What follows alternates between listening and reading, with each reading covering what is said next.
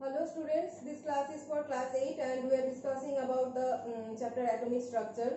So today we are starting from the discovery of nucleus. So I have given the idea of plum pudding model by J.J. Thomson, and Thomson explained that the mass of the atom is uniformly distributed the whole atom is a uniformly distributed positively charged sphere, but these are actually not true, and this was proven by Rutherford's experiment. So the first is Rutherford's experiment.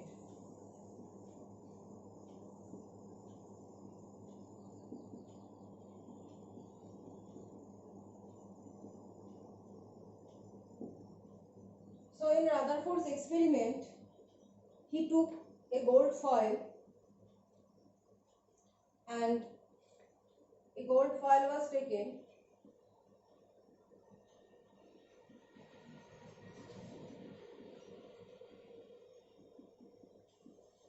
and a ray of alpha particles. These are some alpha particles. Ray of alpha particles.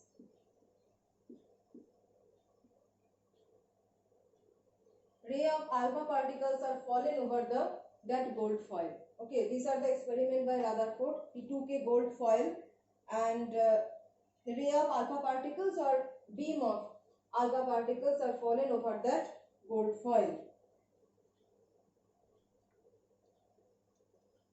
So in that case, what were the observations? The observations was that most of the alpha particles are passing in a straight line. Most of the alpha particles are passing in a straight line. Some of the alpha particles are deflecting from their original path, and very few alpha particles are deflecting just in opposite direction, that is at an angle of 180 degree.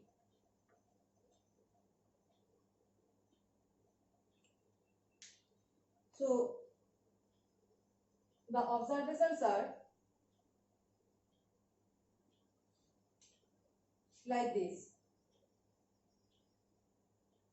Some particles are just like going in a straight line like this.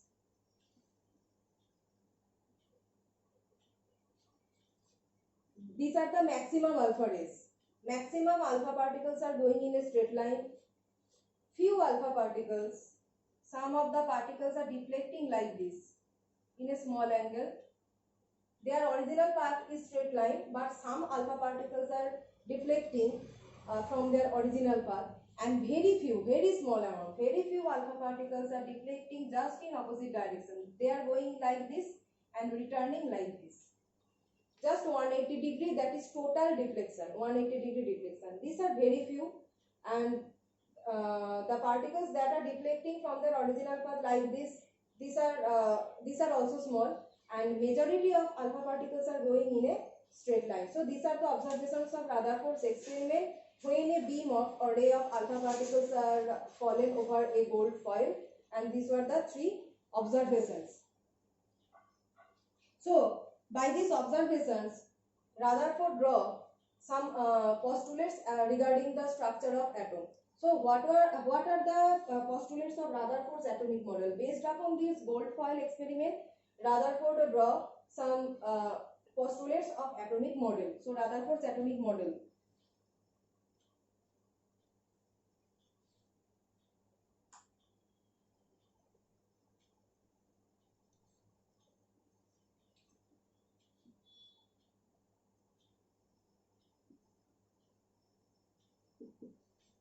Rutherford's atomic model.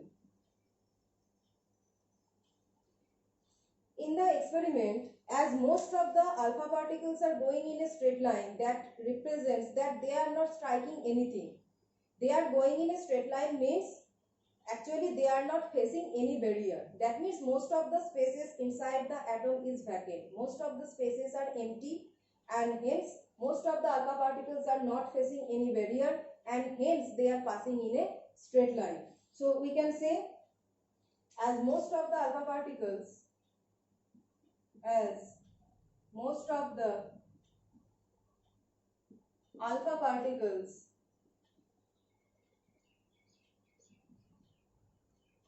are passing in a straight line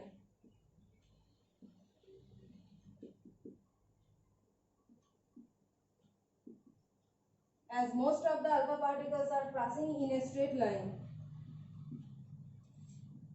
most of the spaces within the atom, or you can say the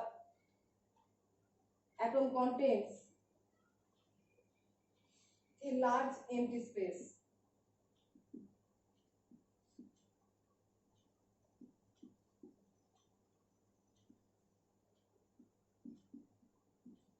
Most of the spaces within the atom is empty or vacant, or you can say that atoms contains a large empty space. Due to the presence of empty space, most of the alpha particles are passing in a straight line in the Goldfire experiment.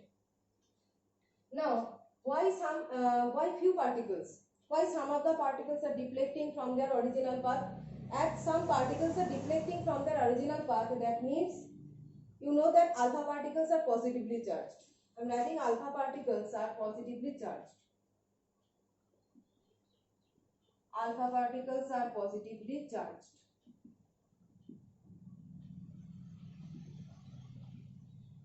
So they are positively charged, and alpha particles are generally represented as 2He4, helium.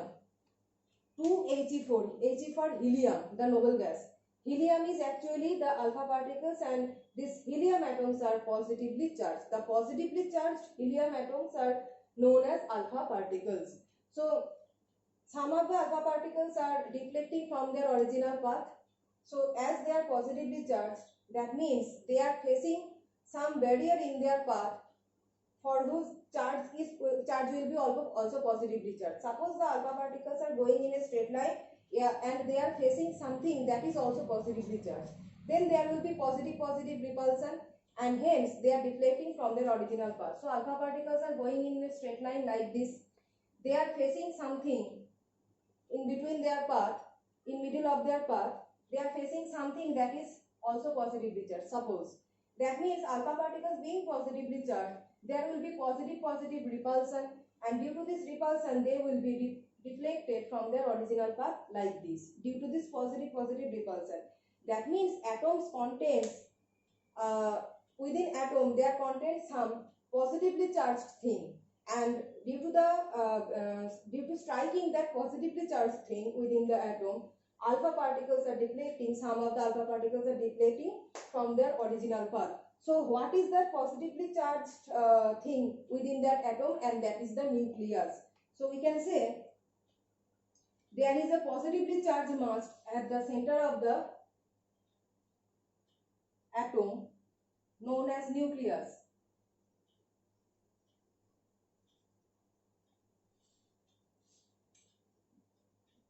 There is a positively charged mass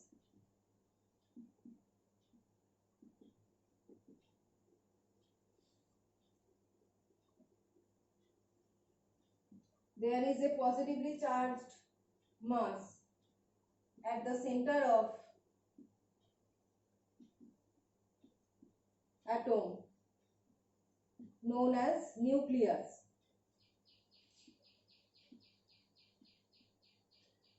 So you can see that most of the spaces are empty within the atom, and there exists a positively charged mass, that is a nucleus, and due to the presence of nucleus, alpha particles strike the nucleus and they are deflected from their original path.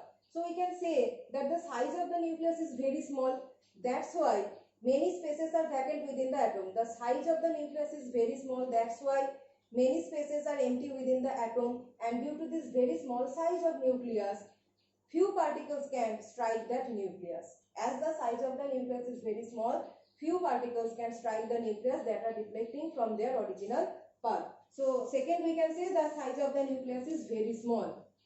The size of the nucleus is very small.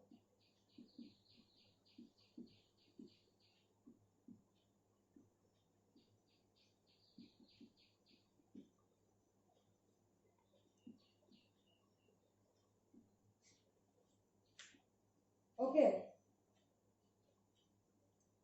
So three postulates of Rutherford's atomic model. One is atom contains some positively charged nucleus at the center of the mass, many spaces are empty within the atom, and the size of the nucleus is obviously very small. That's why few particles are can deflect back from their original path. And fourth, the electrical neutrality of the Rutherford's atomic model, and Rutherford also explained that the number of protons and the number of electrons within the atom is numerically equal. The number of electrons and number of protons are equal, and that's why the whole atom is electrically neutral. So the fourth point we can write,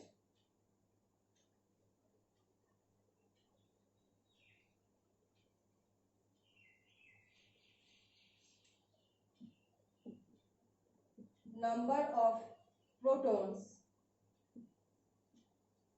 equal to number of electrons. Now you know that electrons exist outside the, Rutherford told that electrons exist outside the nucleus. Electrons exist outside the nucleus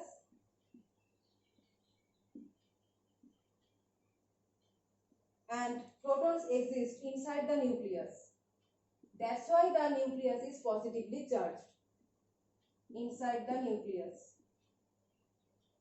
So in the Rutherford's experiment, the alpha particles are deflecting by striking the nucleus, as the nucleus is positively charged. But why the nucleus is positively charged? Because within the nucleus there exist protons.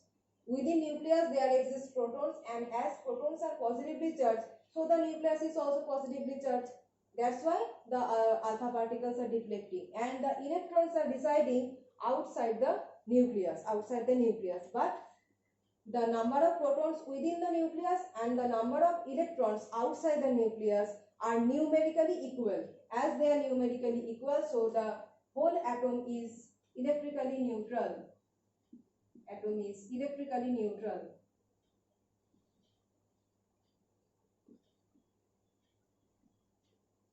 So see, the Thomson said in the plum pudding model that is mass is uniformly distributed, but that is not true. Mass lies within the nucleus of the atom. Second is Thomson also explained that the whole atom is a positively charged sphere, uniformly distributed positively charged sphere, but that is also not true. Actually, positively charged protons lies within the nucleus, that is the central part of the atom. A fixed region is there for the positively charged protons, and electrons are circulating in a circular path outside the nucleus. That is the actual structure. So the whole atom is not positively charged. So these are some Rutherford's atomic model postulates, but Rutherford failed in a particular area, that is he failed to explain the stability of atom. He said that the electrons are revolving in a circular path outside the nucleus. So fifth we can write,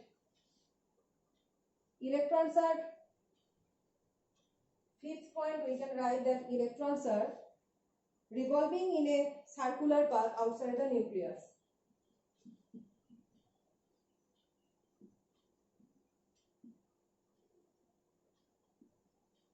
Electrons are revolving in a circular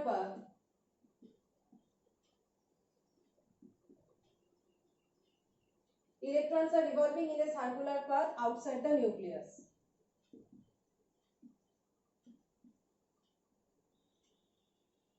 But electron is a charged particle, negatively charged particle, and when, according to the theory, whenever any charged particle is in motion, it continuously emits its energy. When a charged particle is in motion, it continuously emits its energy, that is, it loses its energy.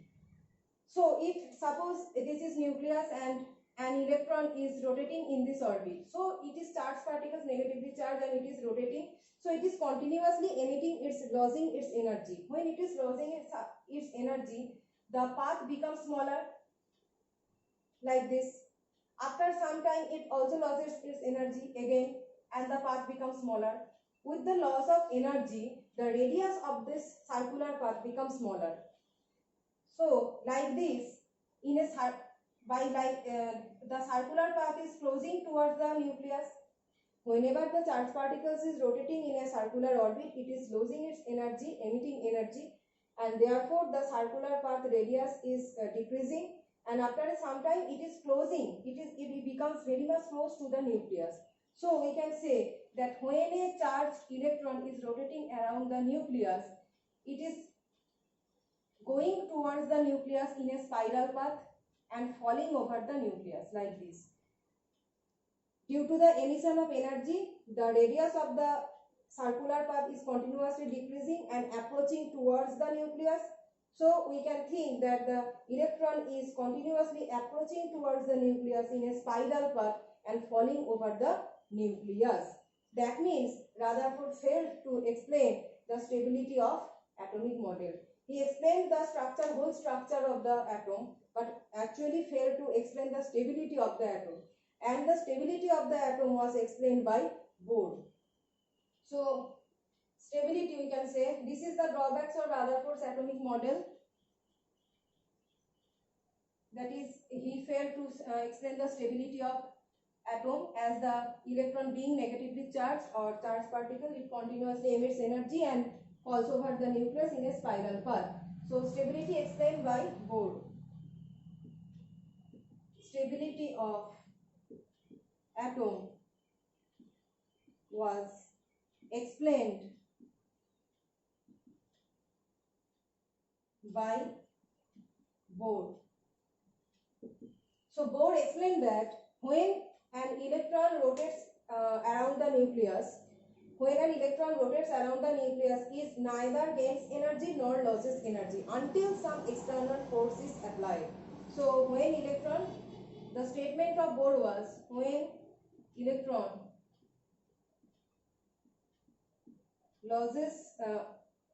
revolves around the nucleus, when electron revolves around the nucleus,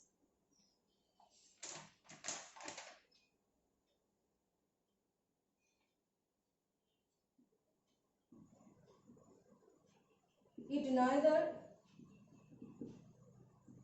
loses nor gains energy until some external force is applied. Until some external force is applied.